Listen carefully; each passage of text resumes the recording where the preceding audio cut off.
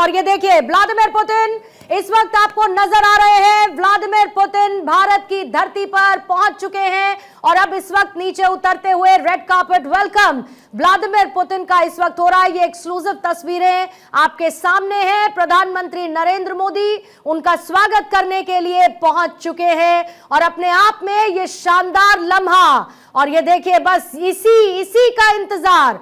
प्रधानमंत्री Narendra Modi Vladimir Putin एक दूसरे से गले मिलते हुए स्वागत करते हुए प्रधानमंत्री ने यहां पर प्रोटोकॉल तोड़ा है और इस प्रोटोकॉल तोड़ने के साथ ही हाथ मिलाते गले मिलते ये आत्मीयता दोनों ही राष्ट्राध्यक्षों के बीच कई मौकों पर नजर आई है और अपने आप में ये दोनों ही राष्ट्राध्यक्षों की दोस्ती को भी दिखाती है। प्रधानमंत्री व्लादिमीर पुतिन को आगे ले जाते हुए उनका स्वागत वो कर चुके हैं और अब इंट्रोडक्शन का जो, और जल्दी से इस पर देवनाथ समय बताते चलिए।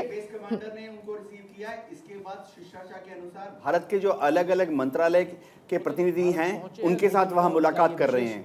इसके दौरान आप देखेंगे उनके साथ उनके एम्बेसडर भी होंगे और डिफेंस अटैची भी वहां पर होंगे। एम्बेसडर जो हैं लगातार एक छोटी सी कमेंट्री देते रहते हैं कि सामने जो गणमान्य विशिष्ट भारतीय व्यक्ति है वो क्या पोर्टफोलियो होल्ड कर रहा है, और डिफेंस अटैची बताते रहते हैं कि भारत की तरफ से कौन कौन मिलने आए हैं, खासतौर से इंडियन मिलिट्री के कौन डिग्निटरीज हैं। और देखिए सांस्कृतिक कार्यक्रम और ये भी बड़ी खूबसूरती की बात है क्योंकि कल्चरल टाइज भी हैं।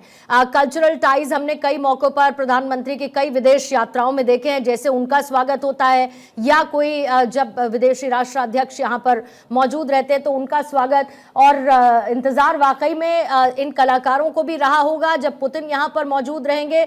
बहुत इंपॉर्टेंट सर पुतिन निपुण सर, ये कल्चरल टाइज अपने आप में एक और रिश्तों की प्रगाढ़ता को भी साथ साथ बढ़ाते हैं।